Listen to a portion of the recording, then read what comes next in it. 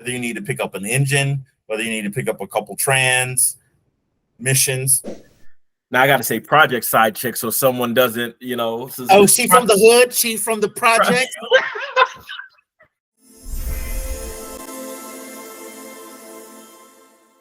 At an M system.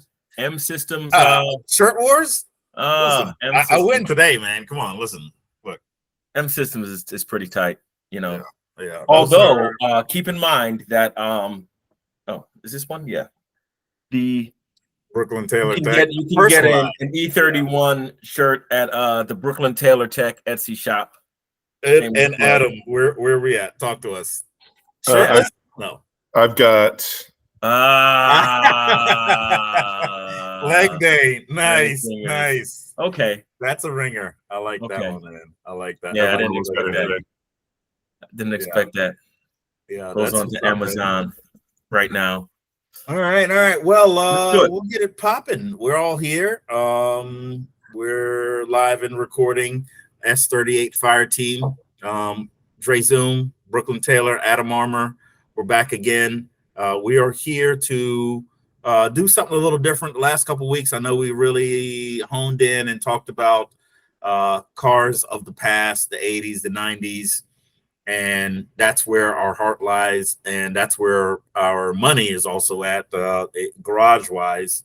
But we're automotive enthusiasts that we love cars, regardless if they were built decades ago or if they were built minutes ago. So this is what I proposed to S38 Fire Team this week. I said, let's put a number on a price and give ourselves, I feel like any modern day person, and most certainly any enthusiast needs two cars, right?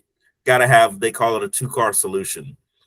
Whether it's fun and work, whether it's play and work, whether it's serious and not so serious, whether it's Adam has said this before, and please do not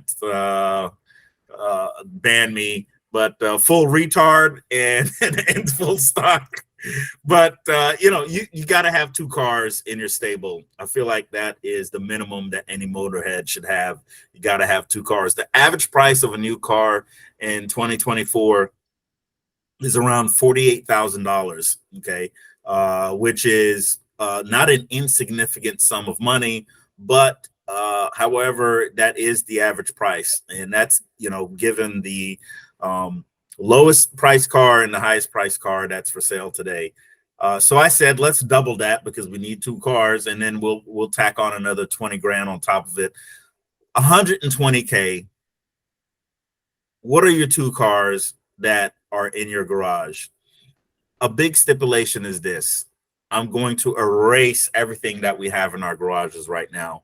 Between the three of us, we have, I'm going to call it dozens of BMWs and cars, dailies, access to any certain amount of cars, whether it's work or our personal stash or cars that are just happen to be in our response, in our charge for an extended period of time.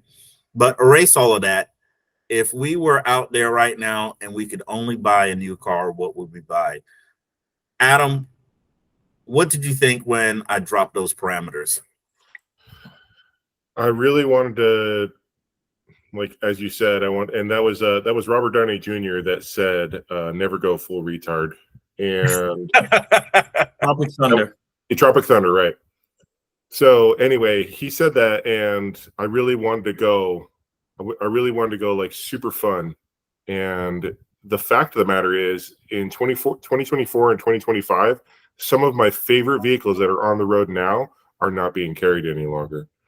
So I felt like the challenge was pretty tough. I didn't have a lot of time because I had some Mando fun stuff I had to take care of this weekend. But I gave it some thought, and I just ended up going very practical. Well, there's nothing wrong with being practical, because at the end of the day, you still have to get from point A to point B, and nobody wants to be that, you know, going practical. That sounds like a man that's been stranded a few times here and there. So no shame in that right there. Okay. That's a BMW guy right there for you. Like, let me get the first Toyota Corolla, please. Brooklyn, when I proposed this, where was your head at?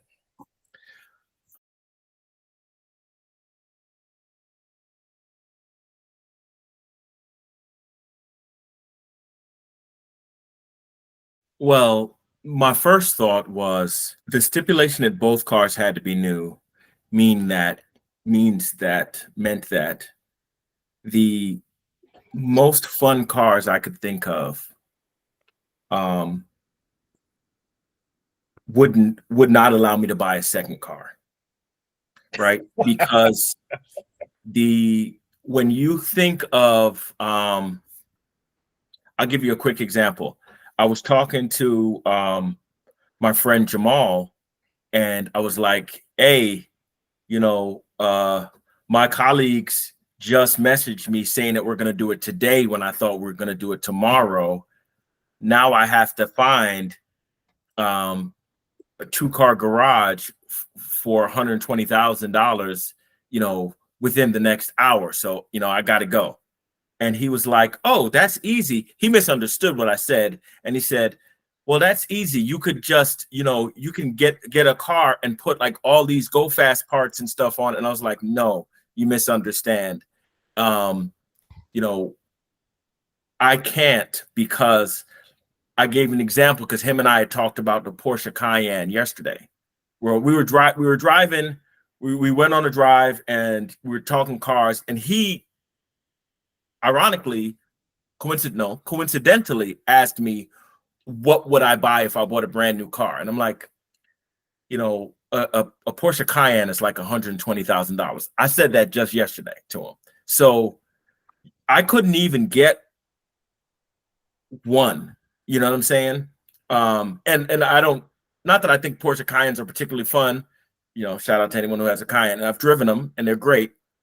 But when you're talking about 2 cars, now I have to really work hard to make $120,000. And that just sounds crazy, right? When we were kids, supercars, you know, you could probably get a Callaway Corvette or something bonkers for $120,000, right? Your F40s and your 959s were way above that, but you could get something really, really special for that amount of money. Anyway, so what I thought about was, okay, without you doing the stipulation you did, I thought to myself, if I were going to park them in my garage, that's what changed my answer. If I were going to park them both in a standard 2-car garage side by side, what could fit, right? You know, an F-250 or, you know, an Expedition, they're not even going to fit in there. So what could fit in a standard garage? And for me, I like to drive something fun every day, which is why almost all of my cars are, you know, old, fun BMWs. I want to drive something fun every day. So that was my personal stipulations: fit in my garage, side by side, under 100 or 121, 120,000. You know, that was a Freudian slip because my combination ended up being $121,000. But you know, that's fine. You know, that's within reason. You can argue. If you spend all day arguing at a dealership, you can get $1,000 off, right, after wasting 4 hours. But that's what I thought. My thought was like the wolf, like Adam would say. For those of you who don't know, we call Adam the wolf for reasons that cannot be discussed on live television. So you can't talk about that he used to be a hitman. Oh, okay, keep going. So it used to be. So that's what my thought was, because, you know, you can get automotive anxiety. You can be like, oh, this is going to be fun. Damn it. What do I do with my imaginary $120,000? Right. So yeah, but that's where I am with it. And I found what I believe to be an incredible 2-car solution within the parameters that I will not reveal yet because I will be going last this time. Oh, I'm glad you let me know. Thank you very much. Okay. No worries. I'm good with that. I'm actually going to have the aforementioned Wolf go ahead and go first. If you want to, you want to just go ahead and share what you got, Adam? Sure. Okay. That if you want to start, you have my links, right? Yeah. Okay, you were supposed to send you the links? No, it's fine. You can and you can share yourself too, Brooklyn. You should be able to share yourself, or you can send them to me. However you want to do it. You can talk about it. It doesn't matter. Let me send them to you because you're doing the editing and stuff, and I like when you add. I also liked how you played me during the last podcast and made me look like a fool by putting up the numbers when we were both guessing, and then but then when you watch the podcast, it looks like in real time you're fact checking me, and but that's fine. That's fine. I will find a way to get revenge. As young budding journalists, what we've discovered is that the truth lies in the editing room. That's where it's at. That's what I've realized. That you did a lot of wonderful things in the editing room on the last podcast. Anyway, Wolf, take 2. Yeah, Wolf, take 2. All right, so as I said, I picked 2 very practical cars, and these are 2 cars that I really feel like if I had to live with just 2 vehicles, I would pick them. And one I sort of own at this time. I don't own the most up-to-date model, but I do have one, and I have sort of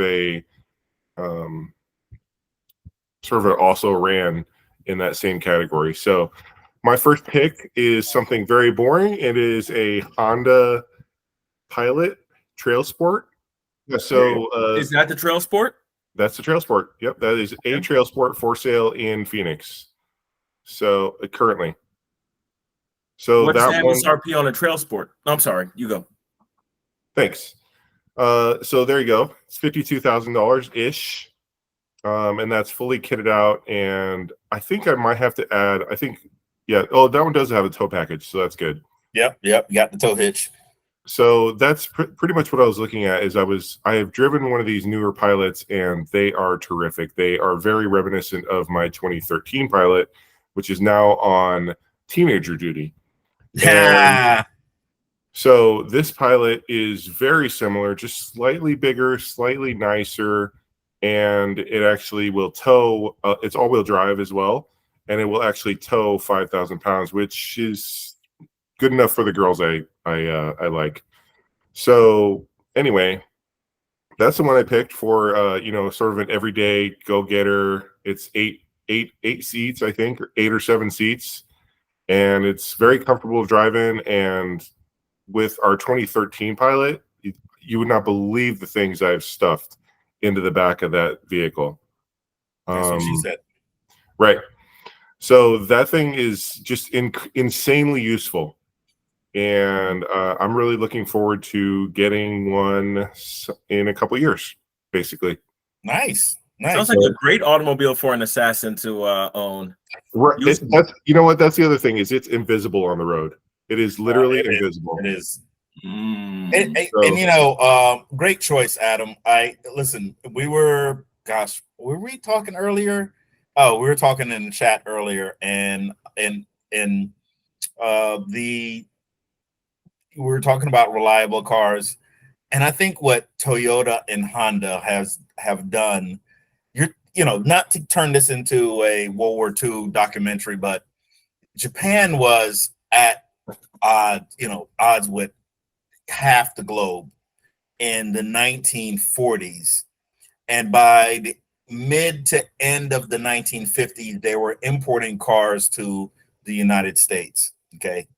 Or a car, right? Toyo Pet, I think, is what was the first car, some name of that, version of that.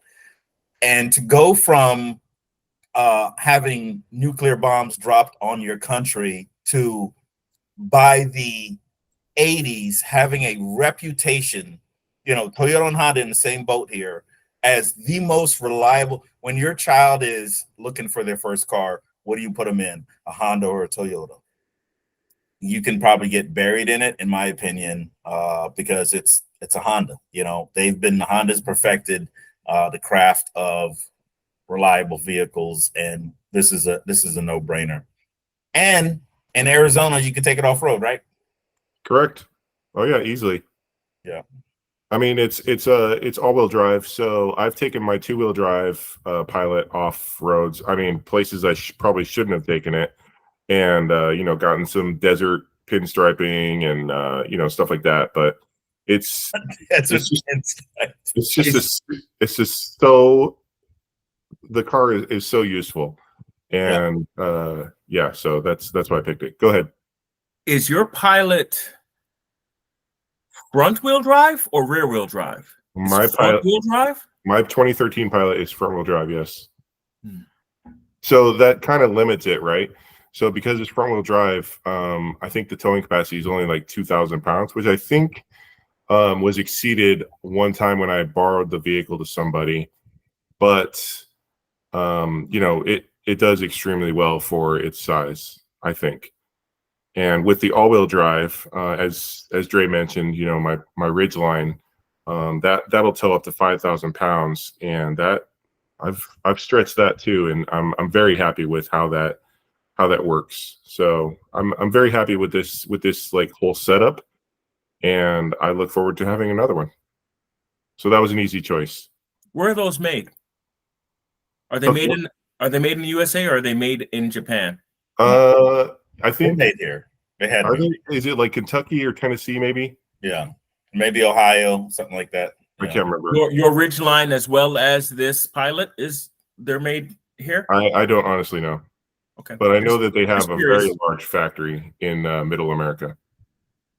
I mean, I don't have a dog in the fight. Just curious as to where they might have been made. So that takes me to my second vehicle. Well, I just wanted to make sure that we're being honest here. So out of your 120 grand, negative, let's call it 52. Okay.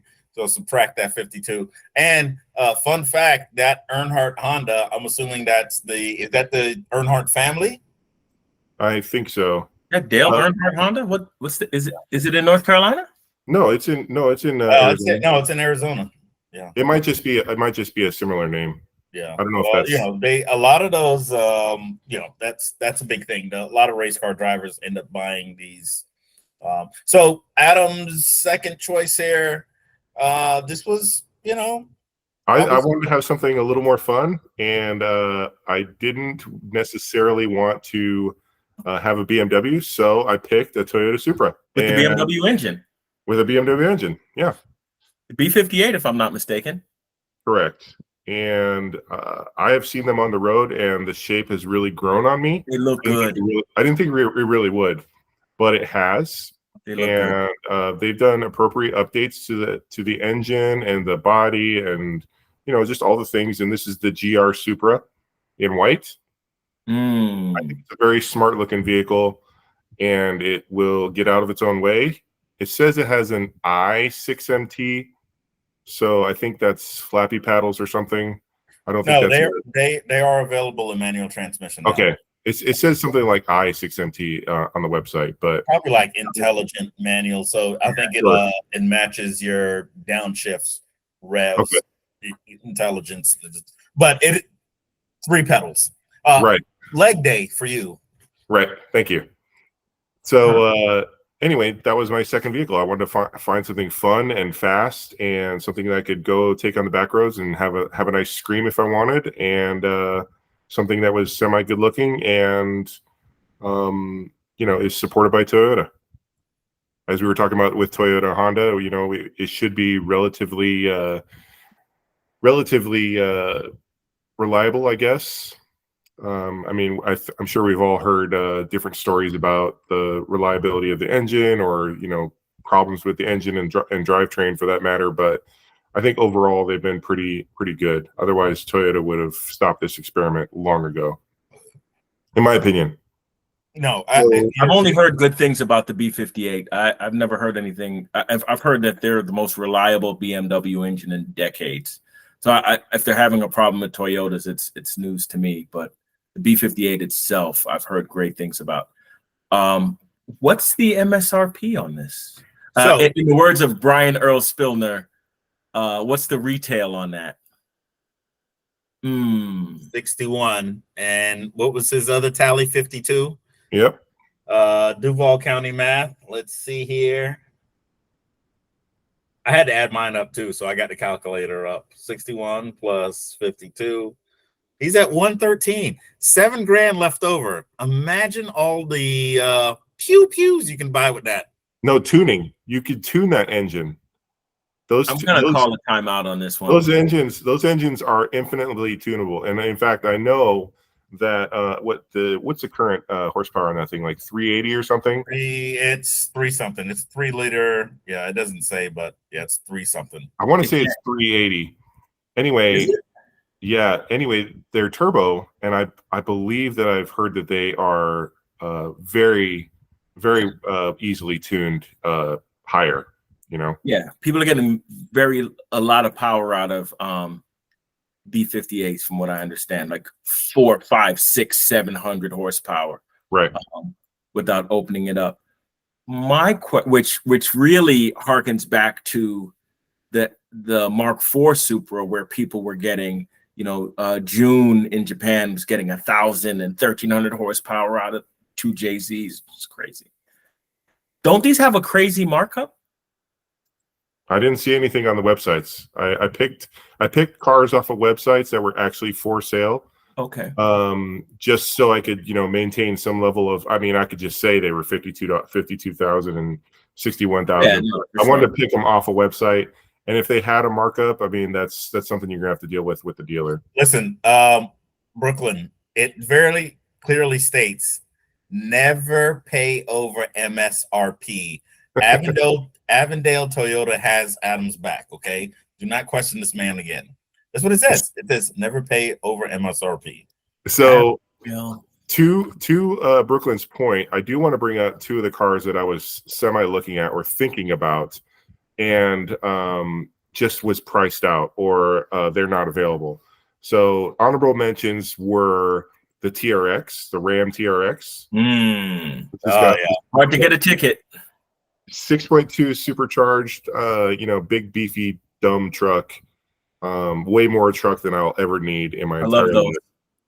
Yeah, those are, if I remember correctly, the thing is they had 4,000 models for the 2024 year, and those were all snapped up, obviously. So I couldn't get one of those, and they were like 95,000 without markup. To your point, really? Yep. Yikes. So do they have a Hellcat engine? Yes.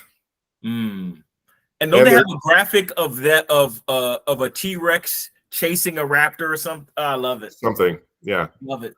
So there was that. And then my other option was another Japanese model that is very well known. I picked a Nissan GTR, Skyline GTR. And that was budget, period. All of it. Yeah, what a great looking truck. Yeah, it is. Yeah, it is. I love it. But you got to find, and they aren't doing them for 2025 that I know of. I think they're discontinuing the Hellcat driveline. So yeah, that really cut out a lot of my options, because I was just thinking I could just have a Ram garage, but they want crazy money for them. So that and the Skyline GTR, which was 121, I think, for one I found. And those are going to be going out of circulation as well. So yeah, they wrote that design for 17 years or something anyway. I mean, it's terrific. I mean, you can't really find fault with the R35, in my opinion. It's just a unstoppable combination. So those are my 2 cars. So Adam has $7,000 left over. He has the Honda 2025 Honda Pilot Trail Sport and the 2024 Toyota Supra GR with the manual transmission, which is pretty clutch. Yeah. No pun intended. No pun intended. All right. Okay. What are you Well, going to do with the other 7,000? Apocryphal exhaust or something? Tuning. Got it. gotcha. All right, right on. Good stuff. The Supra Turbo, the new one here, going back to when Adam said I chose reliability and practical. Yes, Brooklyn, you got your hand up. What's going on? I'm trying not to cause sound interference on the podcast, so I'm putting my hand up like a good student. Are they calling that the Super Turbo? I don't know what they call it. It's turbocharged Supra. It's yes, it's turbocharged. I recognize that. But aren't they all turbocharged? Because this is the GR Supra. You can get a 2-liter and a 3-liter. They've made a 2-liter 4-cylinder turbo, which is slower. Why they made it, I don't know. I think it's just because it was available and it's a lower. Is that also a BMW engine, the 2-liter? I believe so. Yeah, it's all Toyota. I thought they were all BMW engine. I thought it was basically a Z4 underneath. Yes, it's just So you can get. So to answer your question, do they call it the Toyota Super Turbo? No, it's just the Toyota Supra. But I think GR is a model number, or like LX or GX or whatever. At least to my understanding, I haven't done. But the point I wanted to make is here. Imagine having your BMW, your E36 M3, that you can take to Toyota to have it service warranty work. That's you know what I mean? It's the best of both worlds. Going back to what I was talking about Toyota, and Honda, it's the best of both worlds, right? You get the best part of BMW's, arguably, the engine. And what's the best part about a Toyota? The reliability, right? So you can take it, in the event that it wasn't reliable, just take it to your Toyota dealership and they'll take care of you if it's under warranty anyway. So good choice. Brooklyn, you look flummoxed. Are we okay? I just wanted it. I passed my time, Senator, to Senator Wolf, because it looked like he had something to say about the Toyota, about the Super drivetrains. Okay, so GR is for Gazoo Racing, right? So it's like their racing. Right. So that's what the GR is for. And then I believe that the 3.0 turbo engine is the only option in the Supra. I think the 2.0 is what you're thinking of, is in the BRZ or the the 86. Oh, okay. Yeah. Which also are terrific, but they have an appropriate price. Right. And listen, I can assure you this, Adam. I don't care if you got Calvin and Hobbes legs. I don't care if you got the night before Christmas stole the guy, the tall guy. Listen, nobody that I know is fitting inside a Subaru or AE86 BZR Scion. I sat in one of those things and I was in there like T-Rex. I was like, you're not fitting inside that. You're not. If you see somebody with one of those, I guarantee you can whoop their ass when they get out. I promise you that. Okay. That's funny, unless they're an MMA person. So, or Brazilian Jiu-Jitsu. The base trim level of the Toyota Supra comes with a turbocharged 4-cylinder, but all the others come with a turbocharged inline 6. Although there's little driving emotion lost with the 4-cylinder GR Super 2.0, we think the ripping acceleration of the 6-cylinder 3.0 is worth the added cost. All right, my bad. I stand corrected. According to Car and Driver. Yeah, but this surprises me, because apparently you can get the GR version in 2.0 or 3.0. And it is a BMW engine. Maybe I had my filters set for just the top of the line model, but yeah, no, that's listen. Nobody cares about a 4-cylinder Supra. That hasn't happened since 1983. Nobody cares about that. Okay, all right. Let's keep it moving here. I'm gonna hop right into Brooklyn. Has he's walked into the bar and told everybody that he's buying rounds, so he's going last. Let me share, and I think that much like Adam, I stuck to as a automotive enthusiast and also a person who still has to, take kids to school, get back and forth to work, and do chores around the house, I need something that can fulfill all of those. And 120 grand can do that. And let me show you how I'm going to do it. None other than yours truly, but the Toyota Tundra, fresh off of the showroom floor. And it's really a conundrum though, because I have a 2018 Toyota Tacoma right now, and this Tundra is listing for it was a 60 something thousand, 50 something thousand. And this is where Toyota gives me a heartburn. I promise to God, these are the exact same seats that are in my Tacoma. That's worth about 2 bags of chips and a 6-pack of beer. These are the exact same. This knob and these controls are the exact same that's inside my Tacoma right now. If it ain't broke, don't fix it. The old adage. With all of that being said, as you met, if it ain't broke, don't fix it. Going back to what we originally kind of talked about, it works, right? And I feel like you buy a Tundra, you buy a Tacoma, you buy a 4Runner, those vehicles will last a very, very, very long time. There's some aspects of this that I don't fully wrap my head around. Weirdo dash. It looks like something that a Marvel villain or something like that. But at the end of the day, I know that this is a solid vehicle. It comes with a twin turbo V6, which has had some recall issues with the seals or something along those lines. But just look at this thing. Anytime I'm out in public and I see this, big 4 doors, big bed, 4-wheel drive, command presence. I like the blacked out grill because it kind of shrinks the grill so it doesn't look so over the top. And I like the white because it's a good contrast. It comes with the black wheels. I'm not a big black wheel fan.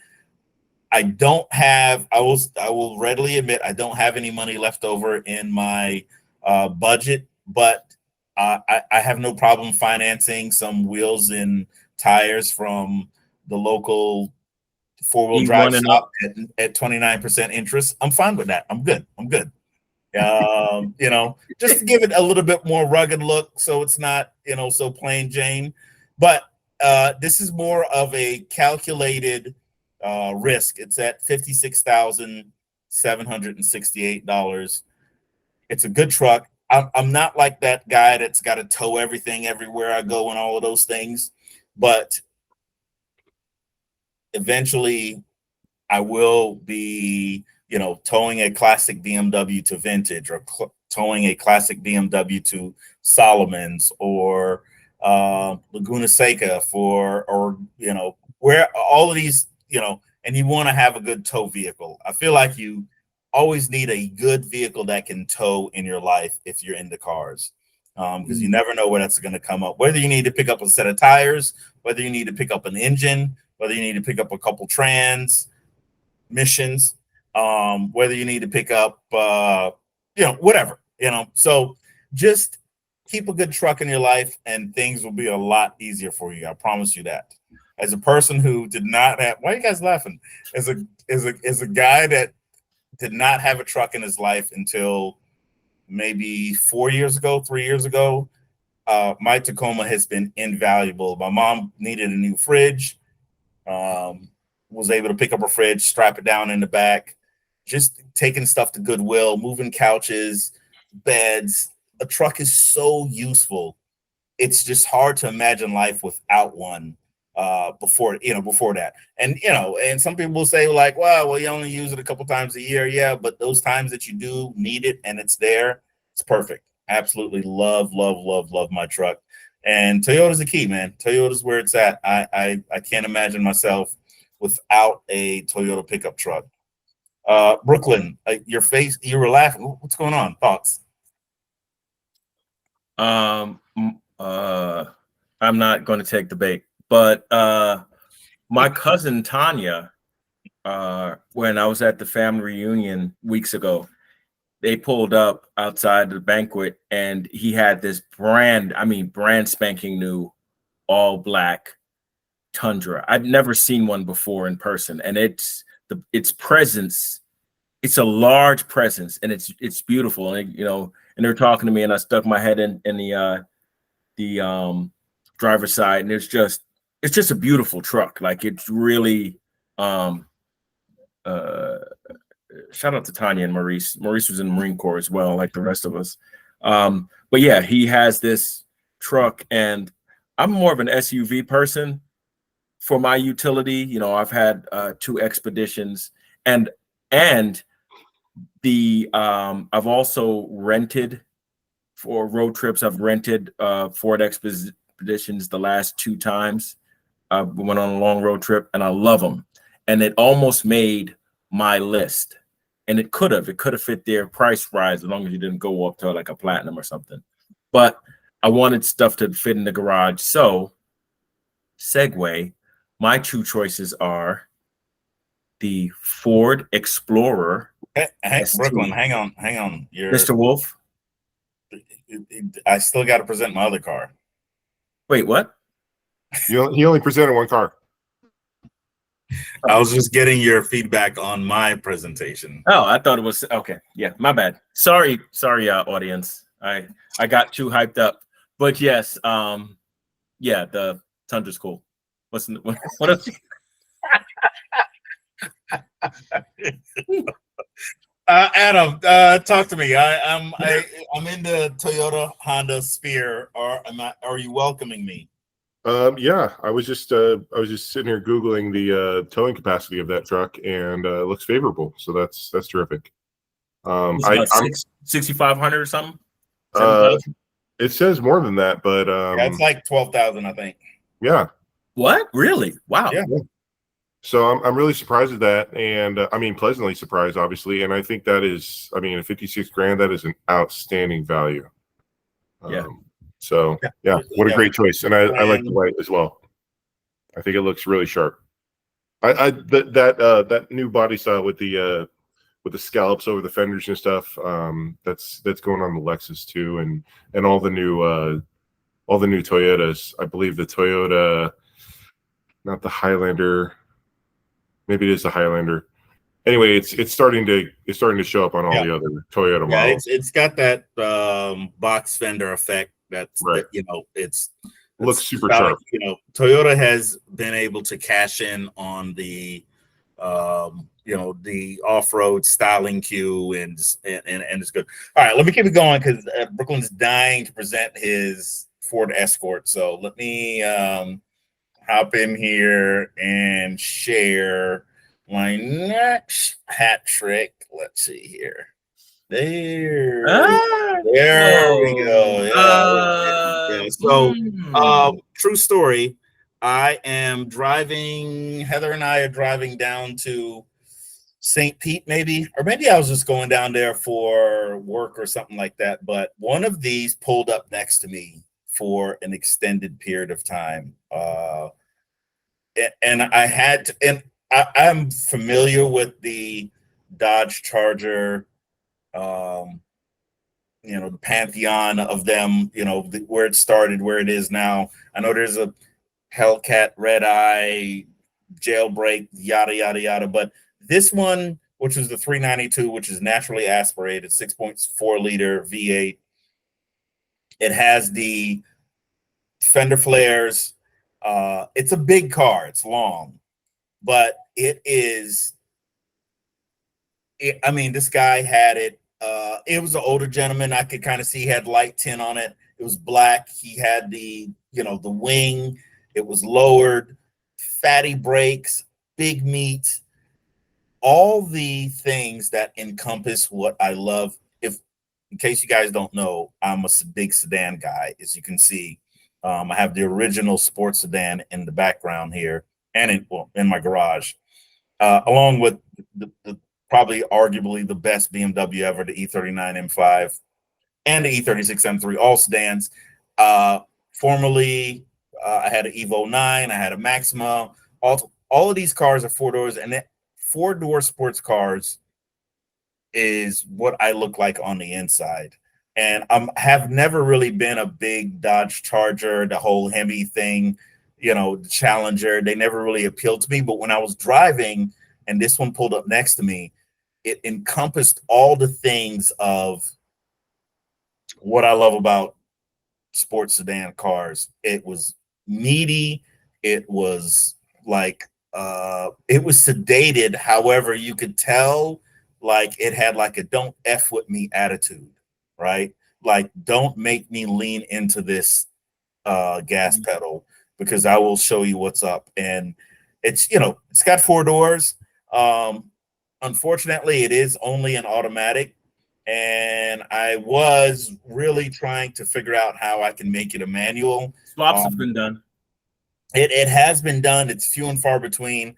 There are a few, 1 or 2 places that have done the previous generation ones. They've turned them into manuals.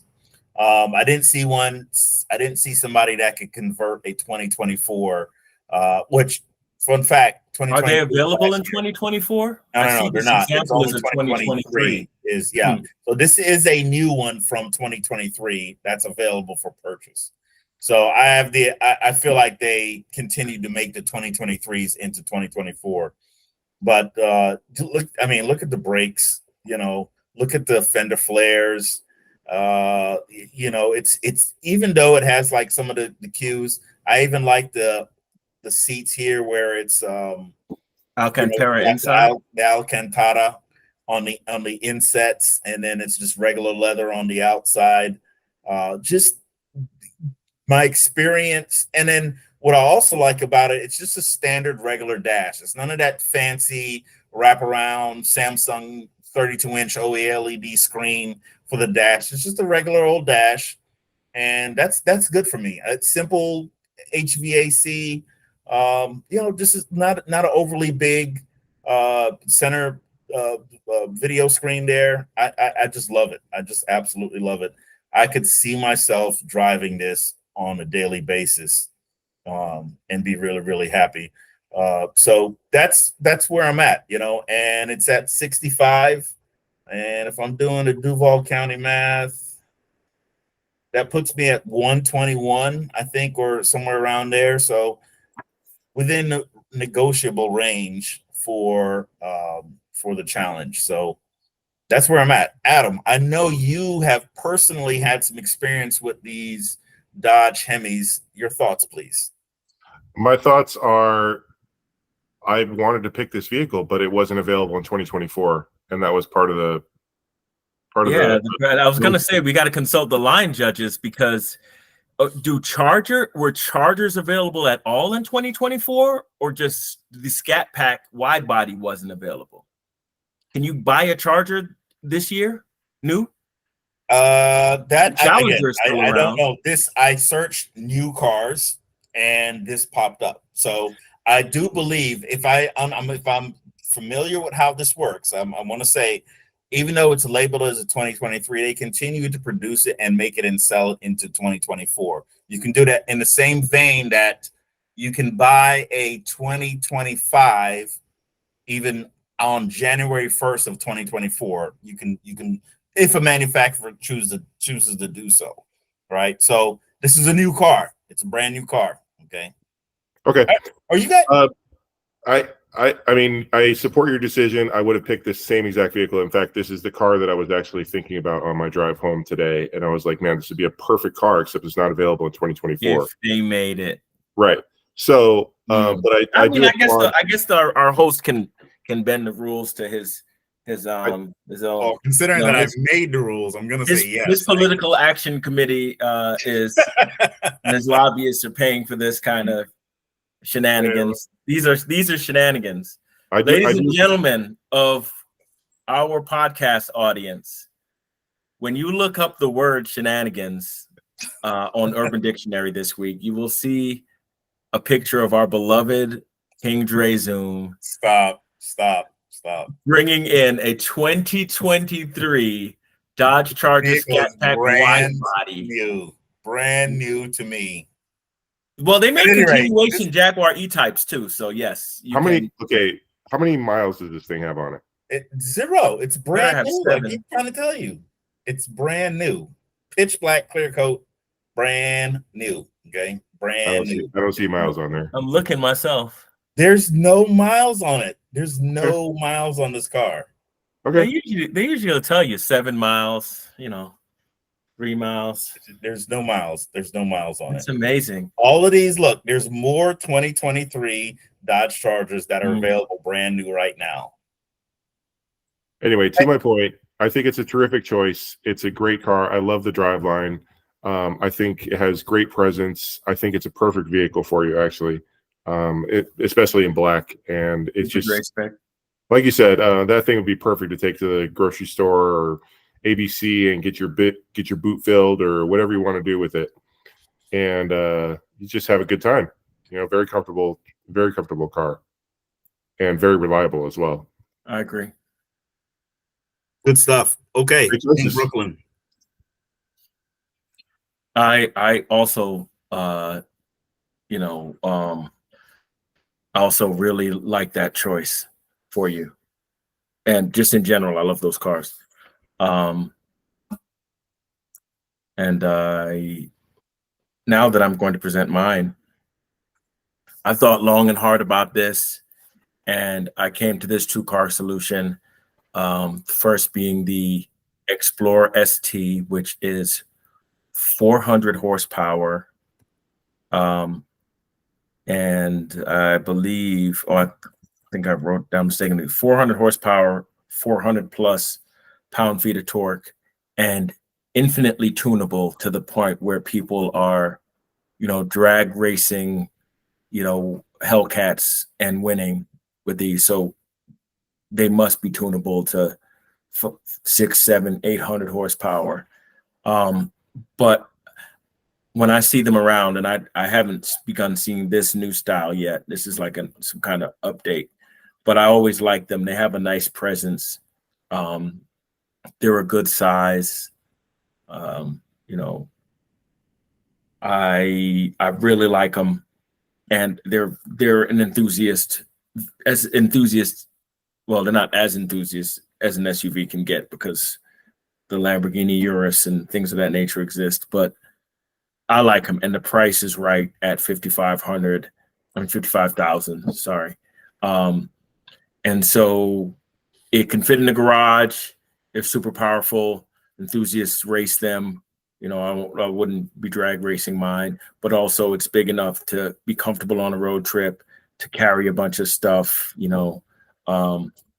and I went Explorer ST instead of Expedition, so it could fit in the garage.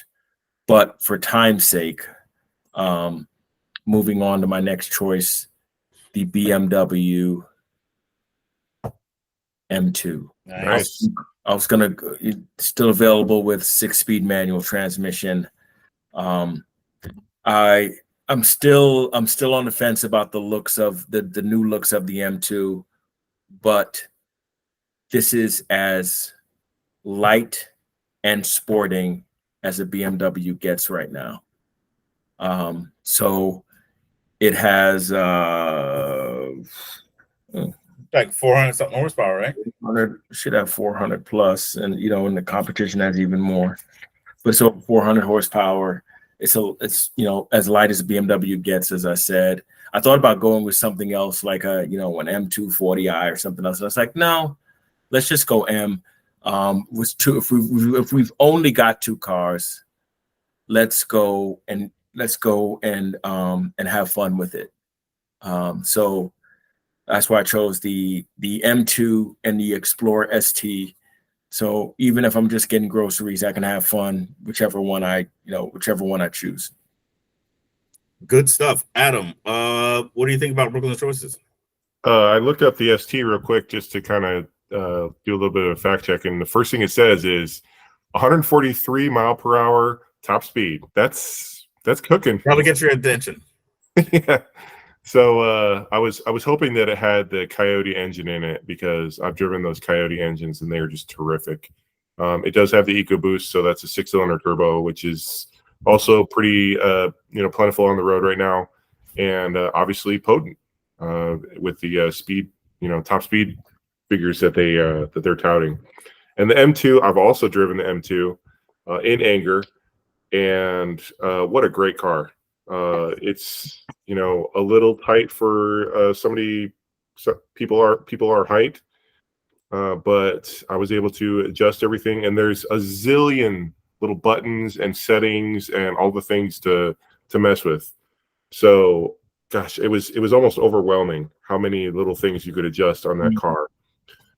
But I had infinite fun doing stoplight drag races against M5s, against other M2s, etc. I'm not a fan of the squared off kidneys in the newest facelift, but I'm really surprised that they come in at 65 grand. That's terrific. That really, I didn't even consider it because I thought it would be much more expensive.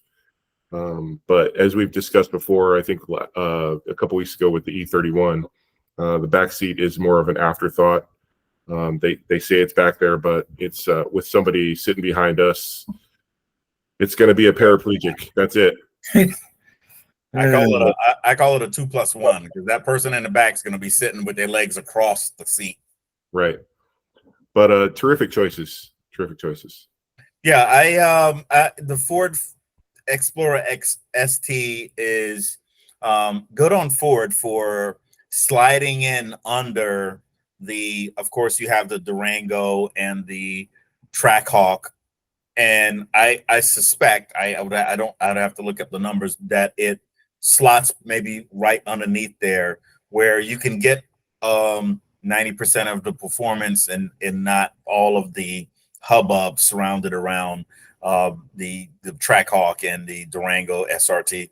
At any rate, and then also you get to play policeman on the freeway. You can just pull up behind people and they're like, this has got to be a cop because in Jacksonville the police have opted for the Ford Explorer, and it looks very similar to every other Ford Explorer that sold. So unique choice. I think it's got the twin turbo V6, and when you have turbos, you have infinite tuning potential. You can also always debadge it and go really stealth. They just have like a red ST badge on the front and on the back externally, and you can easily delete that and blend in with the performance package. What are the police package vehicles usually called? SST, special service team. Yeah. Or performance package. There was a Pontiac, or there was a Chevrolet named after that only police use, though, basically. It was a Chevy Caprice PPV. Right. I thought it was the Interceptor. Interceptor. Oh, maybe it was the Interceptor, yeah. Well, the Interceptor package is usually what's on Fords, but there was the PPV was just used for fleets. I don't know if they even sold it to regular people. They had a similar, it was like the size of like a Pontiac G8, and it might have been sold as the Chevrolet Caprice, and maybe it was a Caprice PPV. But Interceptor is what I was thinking of. Yeah, right on. Yeah, and the BMW M2, I sat in one at Vintage. As did I.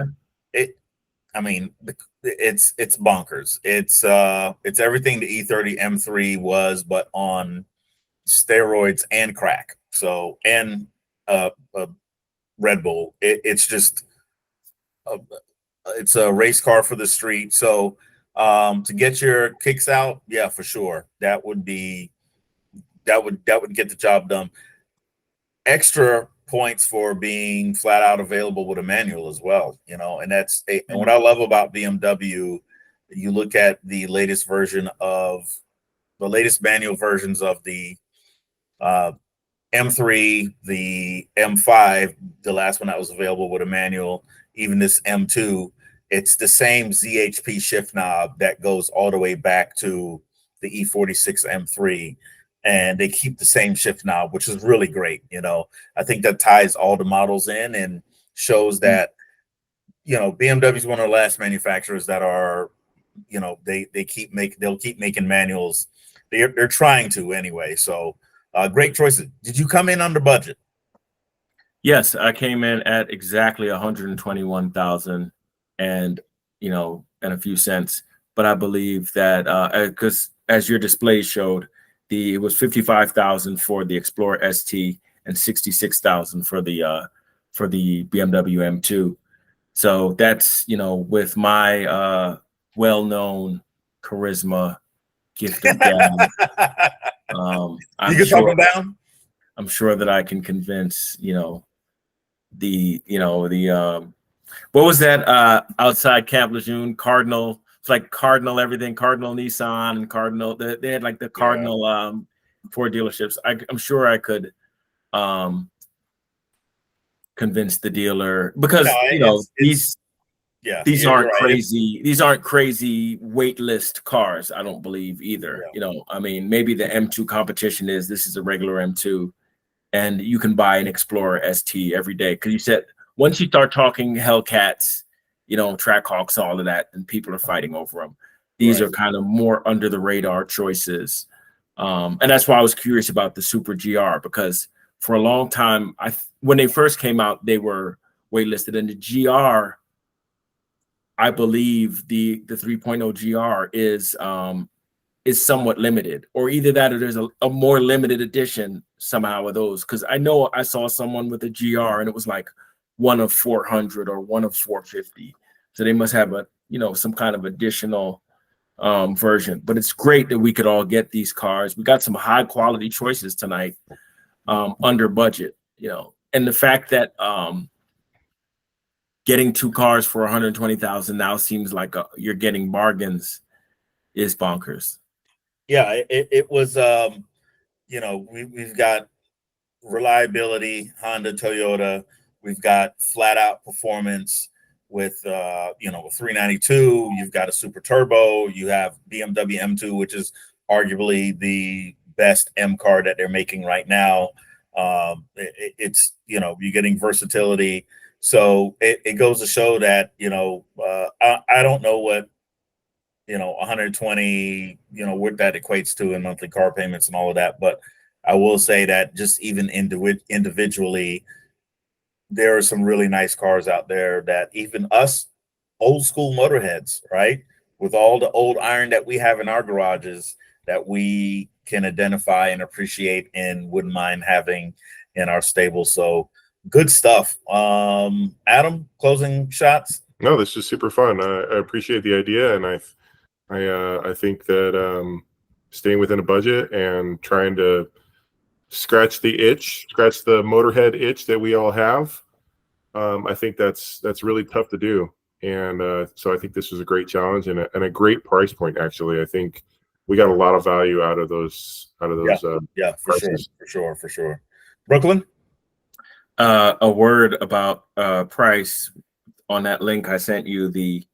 It says the Explorer ST is about $814 a month, and so that would put presumably put the M2 at a little bit more than that. So we're talking at least maybe 1,800 a month.